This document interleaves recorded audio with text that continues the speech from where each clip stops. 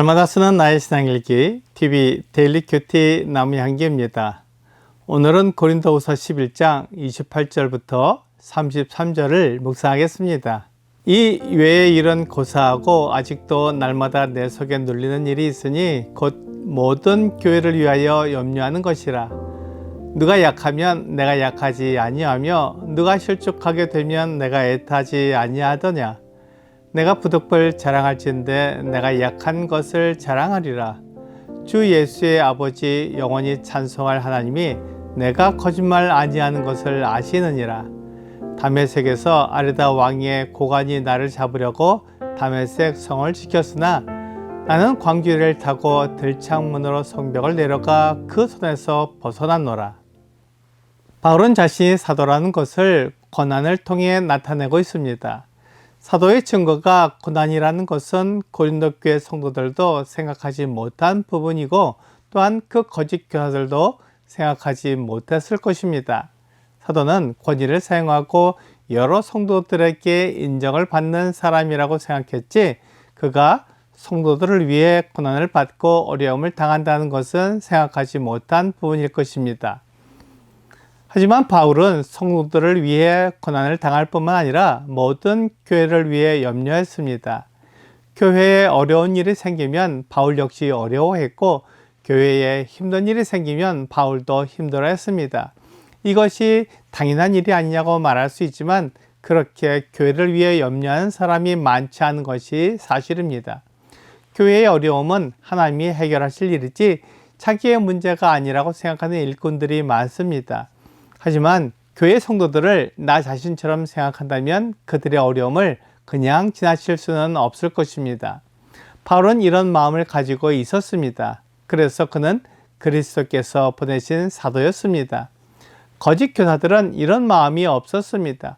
그들은 그리스도의 사도이며 예루살렘 교회의 전거서도 가지고 있다고 말했지만 그들에게 사도의 증거가 없었고 특히 성도들을 위한 마음이 없었습니다.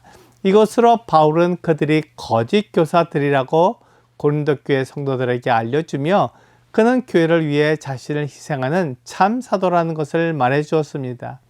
바울은 교회나 성도들이 약하면 그도 약하고 교회가 실족하게 되면 애를 태웠습니다. 그들을 염려하며 그들을 사랑하기 때문에 이런 마음이 그에게 있었던 것입니다.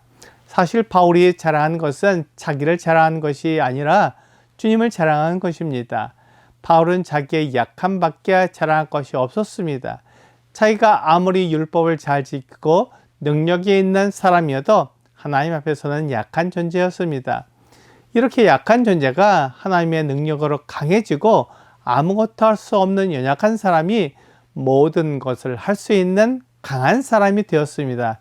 이것은 바울의 능력이 아니라 하나님의 능력이었습니다. 그러므로 바울은 거짓 교사들처럼 자기를 자랑했지만 그의 약함 자랑했고 그가 고난받은 것을 자랑했습니다. 그렇기에 고린도 교회 성도들은 바울을 사도로 인정하고 그를 따라야 했습니다.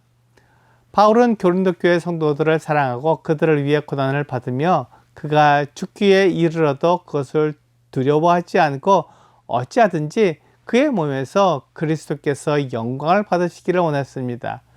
빌립보서 1장 20절과 21절은 나의 간절한 기대와 소망을 따라 아무 일에든지 부끄러워하지 아니하고 지금도 전과 같이 온전히 담대하여 살든지 죽든지 내 몸에서 그리스도가 존귀하게 되게 하려 하나니 이는 내게 사는 것이 그리스도니 죽는 것도 유익함이라 라고 말씀하고 있습니다. 바울은 죽는 것을 두려워하지 않았습니다. 오히려 그가 육체를 떠나면 하늘에 있는 더 영광스러운 몸을 덧입게 된다고 생각했고 하늘에서 주님과 함께 있게 될 것을 생각하면서 기뻐했습니다.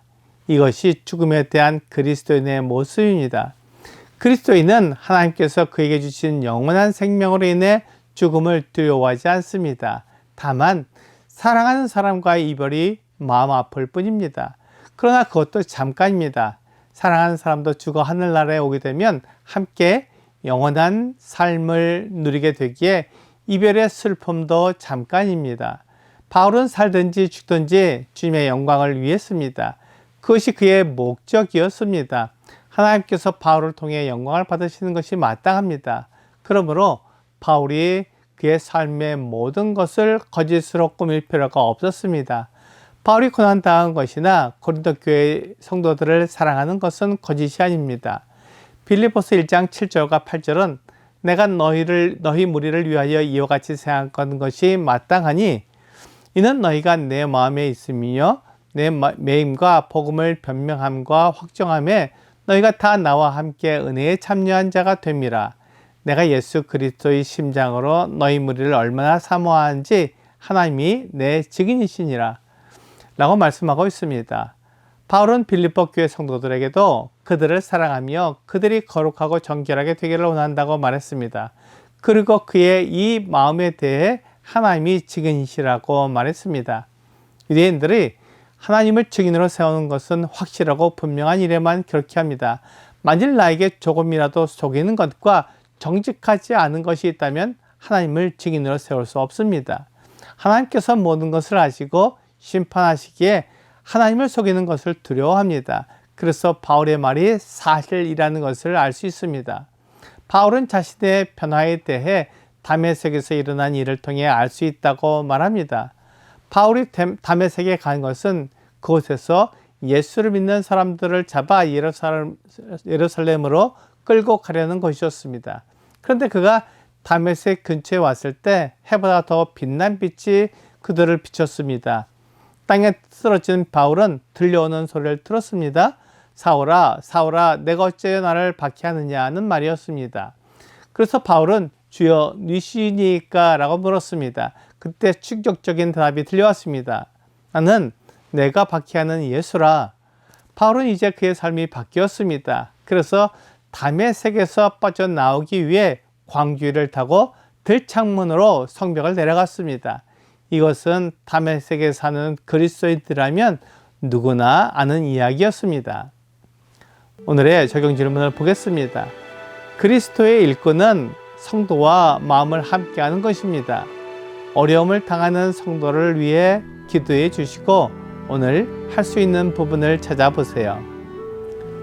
바울은 고린도 교회 성도들이나 그가 복음을 전한 교회 성도들을 사랑했습니다. 그는 사도로서 성도들을 위해 고난을 받았습니다. 성도들이 약하면 그도 약했고 성도들에게 문제가 생기면 그가 아파했습니다. 이것이 성도를 사랑하는 사도의 마음입니다. 오늘 교회를 위해 염려하는 사도의 마음처럼 성도를 사랑하고 그들에게 거짓말을 하지 않는 여러분과 제가 되기를 주 예수님의 이름으로 기도합니다.